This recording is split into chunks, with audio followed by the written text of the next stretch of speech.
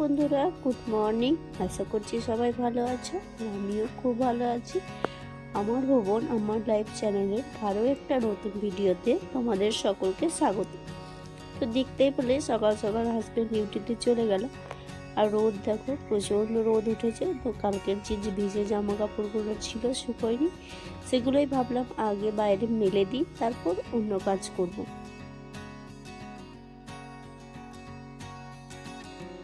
তো এদিকে জামা কাপড় ধুয়ে মেলে আর যে শুকনোগুলো ছিল হালকা ভেজে, সেগুলোও বাইরে মেলে দিয়ে চলে আসলাম ঘরের কাজকর্ম করতে। আর এদিকের ঘরটার যে অল্প অল্প ঝুল হয়েছিল, ভাবলাম আজকে ওইগুলো ঝেড়ে পরিষ্কার করে নিই। আগের দিন দেখেছিলে যা ওই রুমটা পরিষ্কার করেছিলাম। আমি কিন্তু প্রতিদিন একসাথে পুরোটা করি না, এক একদিন অল্প অল্প করে করি। তো সেই হিসেবে আজকে এই রুমটা পরিষ্কার করতে চলে আসলাম। উপরের পুরো ঝুল টুল ঝাড়ার পর মুছে নিলাম ফটো টটো যেগুলো সব লাগানো ছিল সেগুলো।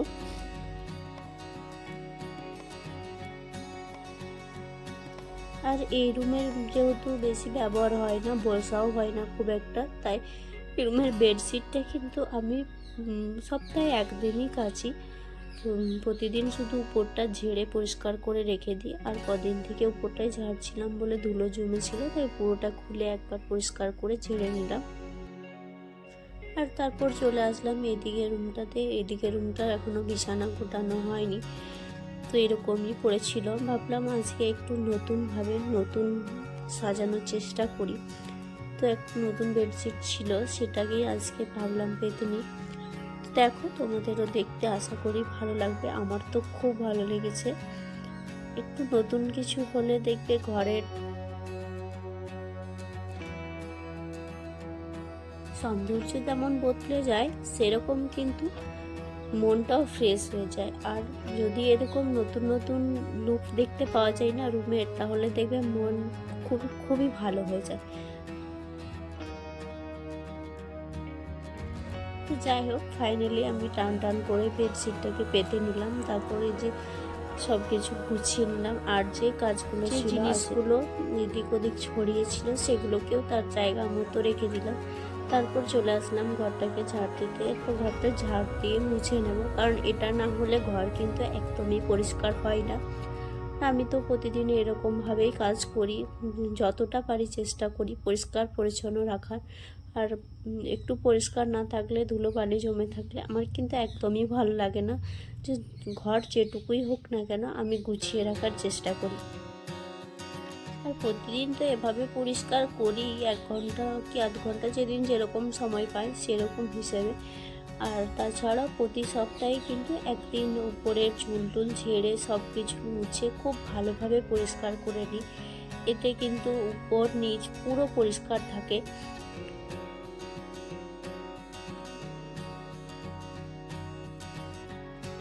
আর ঘর তো দেখবে যদি পরিষ্কার পরিচ্ছন্ন থাকে না, তাহলে অনেক পজিটিভিটিও কাজ করে, অনেক মানে রোগে সেরকম দেখে মন খারাপ এসব কিছু আসে না, খুব সহজেই দূরে চলে যায়।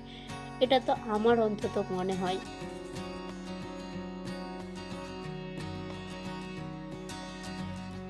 তো এই দেখো, আমার কিন্তু দুটো রুমই পুরোপুরি পরিষ্কার করা হয়ে গেছে।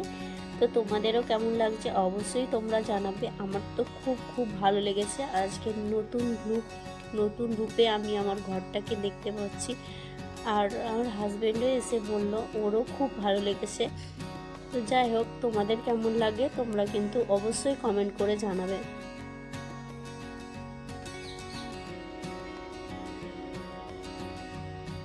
তারপর রান্নাবান্না করে স্নানটা সেরে নিলাম, প্রচণ্ড গরম পড়ছিল। আর তারপর চলে আসলাম আবার কিচেনে, কারণ হাজব্যান্ডের ইচ্ছে ফুচকা খাবে। তো আমি ফুচকা যেহেতু পাপড়ি নিজেই বানাই বাড়িতে, তো সেই হিসেবে আজকে বানাতে 2-3 দিন থেকেই বলছিল, তো আজকে বানাতে শুরু করলাম। তো তোমরাও দেখে নাও, যদি এরকমভাবে বানাও অবশ্যই ফুচকা মুচমুচে হবে আর খুব সুন্দর হবে, যেরকম দোকানে বিক্রি হয় না ঠিক সেরকম। তো এর জন্য আমাকে সুজি নিয়ে নিতে হবে। তো যতটা বানাবে সেই পরিমাণে যতটা সুজি নেবে ততটাই কিন্তু আটা নিয়ে নিতে হবে। ময়দা আমি ব্যবহার করি না, আর ব্যবহার করে দেখিনি ভালো হয় কিনা, কিন্তু আটা দিয়ে ব্যবহার করে দেখেছি, আর ফুচকা কিন্তু খুব সুন্দর হয়। তোমরাও দেখে নাও। তারপর এই দেখো অল্প অল্প জল দিয়ে আমি কিন্তু আটার ডোটা মেখে নিচ্ছি, কারণ একবারে অনেকটা জল দিয়ে পাতলা হয়ে যাবে। আর এটা খুব পাতলাও করা যাবে না, খুব মোটাও করা যাবে না, একটু রাখলে কিন্তু এটা মোটা হয়ে যায়, কারণ ওই যে সুজিটা জল টেনে নেয় সেই জন্য। তো খুব ভালোভাবে সুজি আর আটাটাকে মিশিয়ে নিতে হবে একবারে নরম করে, মানে কি বলতো যে কোনো আলাদা আলাদা দানা থাকবে না, দুটো একসাথে মিশে যাবে।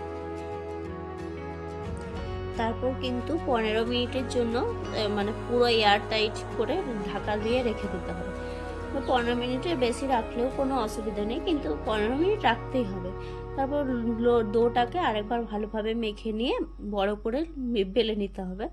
তো বেলার পর যে একটা কোনো ঢাকনা বা যদি কাটার থাকে সে কাটার দিয়ে গোল করে ছোট ছোট করে কেটে নিতে হবে, তাহলে সব শেপগুলো কিন্তু সমান হয়ে যাবে, যাতে একই রকম হয় সেই জন্য।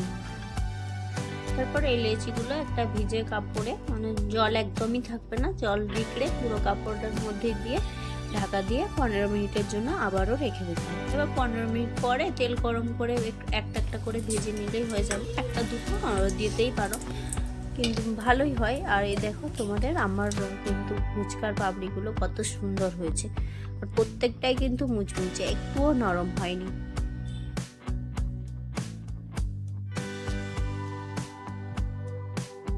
তারপর দুপুরবেলা খাওয়া দাওয়া করে একটু রেস্ট করে নিলাম। এবার বিকেলবেলায় ফুচকার জন্য জল আর আলু মাখাটা বানিয়ে নেব, কারণ পাপড়িটা আগে বানিয়ে রেখেছিলাম, বিকেলে যদি একসাথে এতগুলো বানাই তাড়াতাড়ির মধ্যে করতে পারবো না, অনেকটা সময় লাগবে, সেই জন্য ওটা আগে বানিয়ে রেখেছিলাম। আর এই যে জলটা দেখছো, এটার জন্য পুদিনা আর ধনে আমি পেস্ট করে নিয়েছি, তারপর তার সাথে একটু তেঁতুলও দিয়েছিলাম টক হওয়ার জন্য। তারপর দিয়ে দিলাম জল জিরে আর পরিমাণ মতো লবণ, লবণটা কিন্তু চেক করে দেখে নিতে হবে।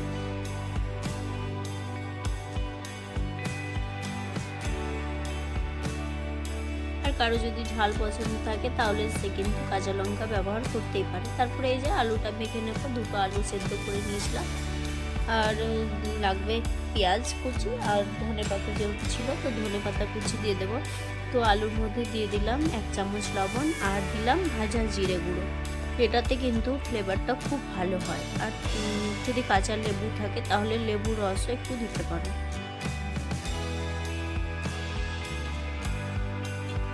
তারপর ধনে পাতাটা দিয়ে খুব ভালোভাবে আলুটাকে মেখে নিতে হবে। আর ওই যে জলটা বানিয়েছিলাম ফুচকার জন্য, সেই জলটাও 2 চামচ দিয়ে দিতে হবে, তাহলে কি বলতো আলুটা একটু মাখা মাখা হবে। আর অল্প একটু সর্ষের তেল, এটা দিতেও পারো, সর্ষের তেলের সেন্টটা কিন্তু খুব সুন্দর আসে, সেই জন্য এটা ব্যবহার করতে হয়।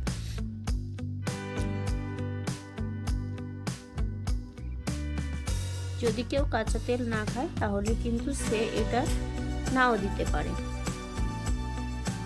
তো এদিকে দেখো আমার আলুটাও কিন্তু মাখা হয়ে গেছে, আর খেতে কিন্তু অসাধারণ হয়, তোমরা কিন্তু বানিয়ে খেতেই পারো।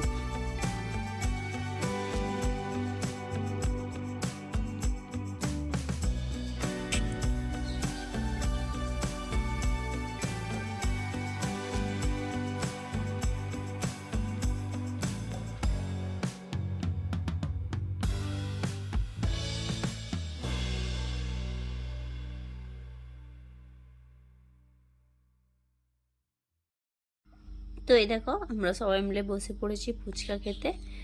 তো এখন আমরা ফুচকা খাই, আর তোমাদেরকে এখনকার মতো টাটা বাই বাই। সবাই ভালো থেকো, সুস্থ থেকো। আশা করছি আজকের ভিডিওটা তোমাদের খুব ভালো লেগেছে। যদি ভালো লেগে থাকে তাহলে একটা লাইক দিয়ে কমেন্ট করে যেও।